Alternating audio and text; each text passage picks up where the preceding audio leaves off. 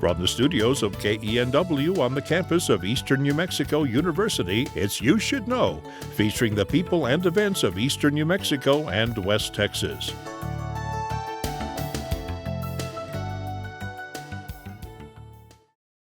With me now is Patrick Kircher. Patrick is the Roosevelt County Agriculture Agent, and that's with New Mexico State's Cooperative Extension Service. And let's start by talking about the Extension Service at New Mexico State and some of the things that you do. For instance, you help with economic development. Can you talk a little bit about that? Certainly. The Cooperative Extension Service was actually started by the Smith-Lever Act of 1914, and so it's a federal program. Every state in the union has a extension service based from their land grant institution, ours being New Mexico State here in New Mexico. And our purpose in life is to assist folks with disseminating information from the university level to the local level.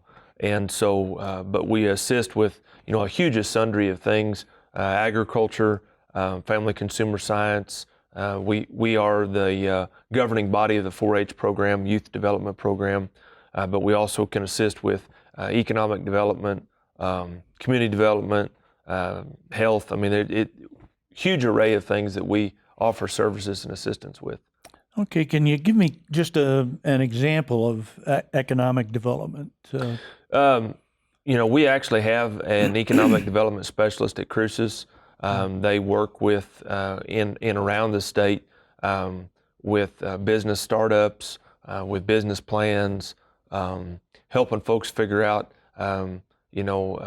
marketing models. I mean, any of those kinds of things, we have folks that we can get assistance with and assist.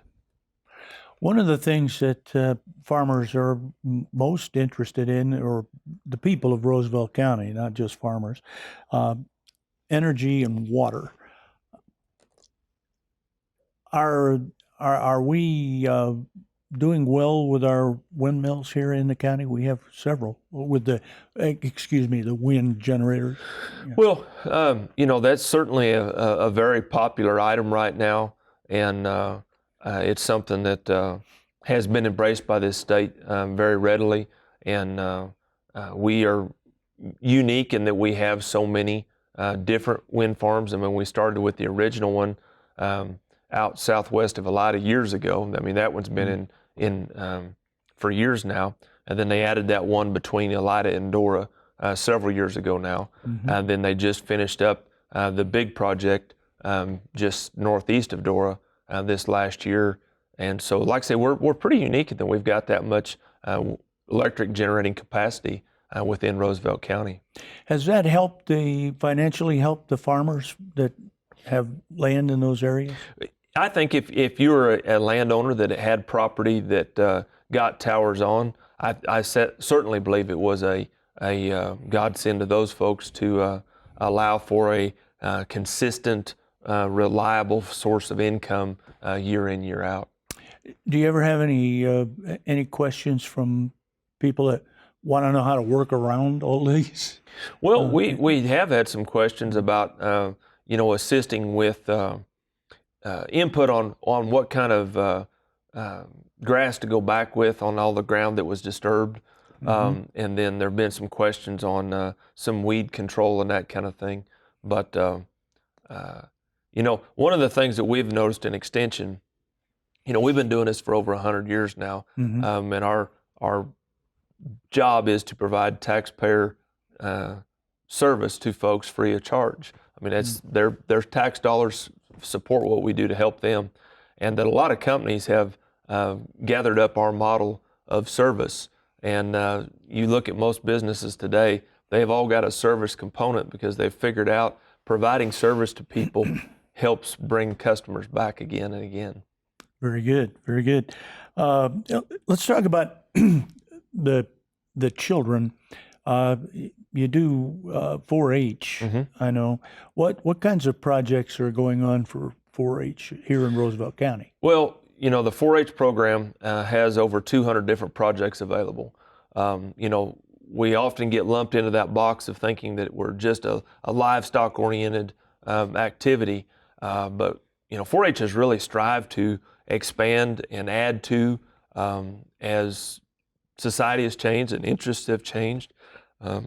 We have rocketry, computers, we have business and financial projects, as well as the sewing, baking. So they really strive to provide a huge array of activity that can really target just about any interest that's out there. Basically, you're trying to improve life at the rural level. Well, yes, with our but rural people. 4-H has expanded to the point of being. It is in every county in the U.S. Our larger metropolitan type areas, their programs look different than our rural programs often do. But like I say, the program is available to anybody across the U.S. And I noticed that one of the programs that one of your people is helping with are gardens at the schools. Yes, we our ICANN educator, Carol Calderon, that works out of our office, along with several community partners, and I know they were on your show and talked about their community garden. But we like I say, I guess we kind of got our finger in a lot of cookie jars. And so 4-H is good for any child, here in the county. And I firmly believe it. It's a wonderful program that can make a real impact, and every kid has the opportunity to do as much or as little with it as they want, and they can take it as far as they want to go. Okay, and you also help with health and family wellness. And we do. We don't have a particular specialist in our county to help with that, but we do have a lot of staff on campus that can assist with that. And we've had multiple programs through the years to help seniors with being more active and staying healthy and in mobility, financial management and education. We just offered a diabetes cooking class here just a few weeks ago to help folks learn how to manage that portion of their diabetes with learning how to cook healthier. So like I say, we offer lots and lots of different things to assist folks. Okay, well, let's talk about the crops that farmers in this area are growing at this time. Is it mainly wheat or feed for the dairies?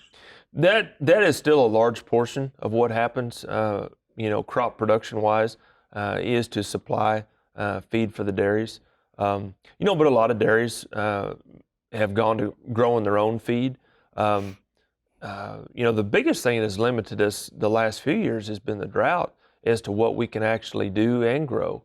This isn't news to anybody, but our water quality and quantity here is falling off dramatically. And so, what we can grow is limited by the amount of water we have, and our water quality is impacting what we can get accomplished. Okay, and I've been here a long time, and I've seen the way crops are irrigated change a great deal. Mm-hmm. And I like the little hangy down things now on the circular. Are we still working to try to get get that down to where just the right amount of water? Well, and they have to. There's just no extra to spare. And so farmers have, and the companies that develop that technology have really strived to be as efficient as they can be to make sure they're getting the best amount of water they can and place it the most correctly so that you don't have any additional evaporation or loss, and make use of every drop. I often have thought, if you look back and study irrigation in this county, when they first started drilling wells, they really thought they were artesian wells like they were down in the Roswell Artesia area. Mm-hmm. And so nobody thought anything about water usage 100 years ago because they thought there was an unlimited amount. In hindsight 2020, if folks would have known then what they know now, and we could have conserved more water, we'd sure be in a different position than we are. We'd have been more careful. Yeah. Well, let's talk about how that changed the crops. Do we still grow peanuts in Roosevelt County? That has been a crop that has, for the longest time was the mainstay, or at least for a lot of years. After World War II, when they came in here, was a mainstay as a production crop. And as our water issues got more challenging, price issues, the value of the peanut really hasn't changed in 30 years. And so you add in the disease issues, peanuts are prone to disease. And so you add in the lack of value, the disease, and the water, and it just reached a point where it wasn't economically viable for farmers to raise them here. And so we actually went a few years with no peanuts at all in the county. But in the last couple, we're starting to see several farmers are growing seed nuts for our peanut company here in town.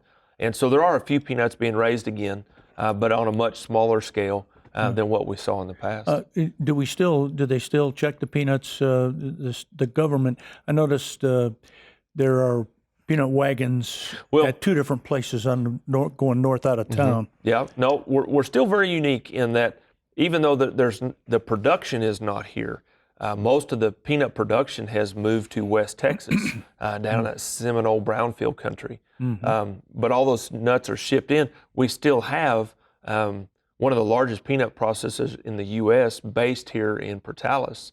And so with them and another smaller entity here in the county, all the nuts are coming into us. So we still have them processed here. So there's still millions of pounds of peanuts processed annually in Portales. We're just not growing them like we once did. Long time ago, I met a man who had a large ranch in south of Odessa, Texas, and he would take fence posts, anything that was wooden and didn't make too much of a mess, and he would put it in block places where rainwater, it would dam up the rainwater a little bit. Do you try to help people with things like that have pasture for the cattle? Well, there's certainly things that we can advise folks on. And again, like I say, everybody has figured out service is a key component. So a lot of businesses and entities have taken on that component. But no, we certainly offer input and advice on range management and weed and control and that kind of thing. So, and like I say, being smarter with the rain that we've got, I think is going to become more and more critical as we go forward. Yeah. Well, my wife will say that I'm bragging here, but her dad was a genius with a plow. And when the wind blew in the 70s here, his land didn't blow. Do you help people that might need a little advice on the plowing, the direction, the type of plow they use? For the most part, most producers today are pretty self-sufficient. We still do offer programming annually to assist folks. In the last year, that's kind of taken on a little different look with all that's gone on in life. But we still are there to provide input and advice on anything and any subject folks need help with. Okay. Well, you've already talked a little bit about the drought, but let's let's talk about how long it's been and what it means to people who are out there trying to run farms now. What is their biggest problem? Oh, if you study rainfall patterns, and I'm really, really fortunate. My predecessor, Floyd McAllister, had kept rainfall data for the county. So we've got 112 years worth of data for the county, 108 years worth of data. And if you look at how rainfall patterns have changed, the wettest decade we've had in a long time was the 80s. And we have just progressively fallen off since then. And so we're getting less and less. And, the challenge is going to be our patterns are not consistent. This country works off so little water, but it has to have that to function on. Last year, by record, was the driest year on record in 108 years. And so, like I say, when you take that in combination with the increased summer heat and the decreased rainfall, you just end up in a real predicament. And it's, we get so excited when we get a little moisture, especially like this last little event in Portales. It was a wonderful amount of water, but the problem is we're so far behind in deficit that even if we got a normal year, it doesn't catch up for what we lost before. Everything functions here off of ground moisture. There is none. I mean, you get down below this top 8 inches, it's dry as a bone. So it's important to have way down, like yeah, we've got to have base 3 moisture. feet, 4 feet down. Yeah. You've got base water. Yeah, exactly. And there is none. there. I mean, it is totally evaporated and pulled out. I get that question a lot. This time of year, folks are having issues with their trees. Trees don't look good. Well, first question, do you water them? Well, no, I don't water them. Well, we water the yard. Well, your yard's using all your water, and those trees aren't getting any. If you really study this part of the world, it didn't develop with trees. Trees were only found in water courses or along waterways. Out in the prairie, there was not a tree. And so we have moved a non-native species into a foreign position and expect it to survive. Well, without supplemental water, those trees aren't going to survive. And that's what we're fighting right now. Is this drought we're in is just monumental. And so back, and I've wandered off, but you asked about farmers. Yeah. Without some rainfall, we're in a real jam. You're not going to be able to raise much of anything in a dryland crop because we don't have the moisture to work with, and even our irrigated crops aren't as productive as they need to be without some help from above. Are we still building terraces across large acreage? You don't see it as land? often as it used to, but I still think you wouldn't think, for the average person when you pull into this country, you think, well, it's so flat, how in the world would you need to, change the course of water flow? But there is enough topography here that water does move. And so if you have a way to slow down that water and get it to infiltrate as it goes, it makes such a greater impact than letting it rush off. Although we do need our playas to get some water back in them, just in helping the grand cycle of life here. That's a good point. I have relatives in Houston, and I fly back and forth. And after there has been some rain in the Texas area, I love looking out the window as we're coming in for a landing and seeing those playa lakes full.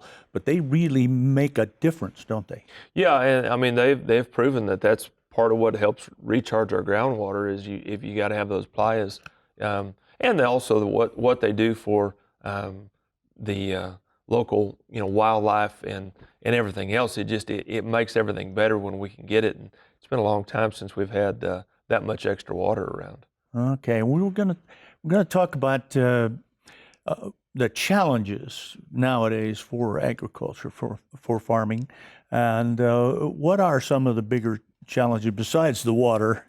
Well, in a grander scope of things, if we take this little window of time out, I mean, commodity prices are much improved right now over where they've been. But if you look at the longer, bigger scale average, commodity prices really haven't changed a lot in 30, 40 years. And yet every other input cost has gone up. Everything else, fuel and equipment and fertilizer, insurance, all those other things that seed cost, all those things have increased in value, whereas the commodity price hasn't changed. Land values even changed. Land values have increased dramatically. And so the cost of doing business as a producer today is so monumentally larger with such a smaller profit potential than it ever has been in the past. So it's really challenging for producers. Just talking about all those things to make a go of it, And then when you add in the environmental challenges that they face on a daily basis, it's a really, really challenging endeavor to stay in agriculture. Can a young family borrow enough money to buy enough land to run a farm that will support them? You know, that is something we're facing in agriculture across the U.S. today, is the aging, producer. And you do read stories. A lot of the ag press groups really try to find those encouraging stories of producers that are doing something and making it work. I think you can, but it's going to be in some very unique situations with some maybe high value crops where there's great profit potential, and it's maybe starting small, working your way in kind of deal. If a young producer wanted to step out of high school or college today and try to go borrow the money to buy the equipment, buy the land to get in, I think they'd be very hard pressed to be able to make a living. One thing that helps, and I learned this a long time ago, was that when you've got raw material, if in your area, and that would be in this county, if in this county or in this area, you actually process that into something besides just grains of wheat, ears of corn, those kinds of things, that helps. And I know that the USDA rural development people have money to loan, and they actually will sometimes make a gift of that money. Are people here looking for things to do with the products that they grow? I think you're seeing a lot more of that. We had that new business just opened here in town that they're taking and vertically integrating their product that they're producing within their own system and then marketing it. And I think you're seeing a lot more of that across the country, where folks are trying to capture some of that ground in the middle, instead of being stuck taking whatever you're handed, further process it, add value to it, and then try to capture that value internally, as opposed to allowing a corporation or a company to garner that profit. So yes, I think you're seeing a lot more folks interested in how can I add value to what I'm doing so that I can capture part of that. I really enjoy that new business that you're talking about. They sell their milk, and the cream comes up to the top. When I was a boy, that's what all the milk bottles looked like. Yeah, exactly. And, so that is a good thing for Roosevelt County, huh? No, I think it's a wonderful thing, and I think it's a great model for them to be able to try to capture that and add value to a quality product that they're already making, and bring it back and let folks here enjoy and assist them in being successful. So I think you're going to see, back to your original question, I think you're going to see a lot more of that and a lot more interest in people trying to figure out how can I add value to what I have so that I can capture part of that profit. That sounds great to me. We also, every once in a while, I'll see somebody grow a big crop of pumpkins. And I don't know if they make money from that, but they sure do get lots of people coming to visit. There are, again, those businesses, you bring that one up, it's a very fascinating business, growing pumpkins for, the grander scheme of things. The specifications that they have to meet are so tight, and the window of what companies want is so small. It is profitable, but it's so precarious. For example, I know here a couple of years ago, one of those pumpkin fields got a hailstorm on it. Oh. Well, that pumpkins healed up, but they had pop marks and scars all over them. Well, business didn't want them because they weren't the ideal, perfect little pumpkin. Or you get into an issue, a water issue or a seed issue, where you get some unusual sizes or shapes or what have you. Again, the company doesn't want them.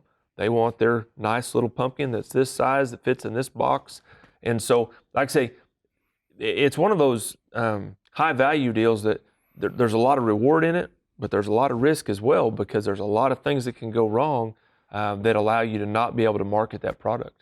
Okay. Well, Patrick, thank you very much for being here and talking with me. And people in Roosevelt County are welcome to, if they have a question about agriculture Certainly. or any of the subjects that we've talked about today, they're welcome to call you, right? Yes, please do. We'd be happy to help. All right. Well, thank you very much for being here. Thank you.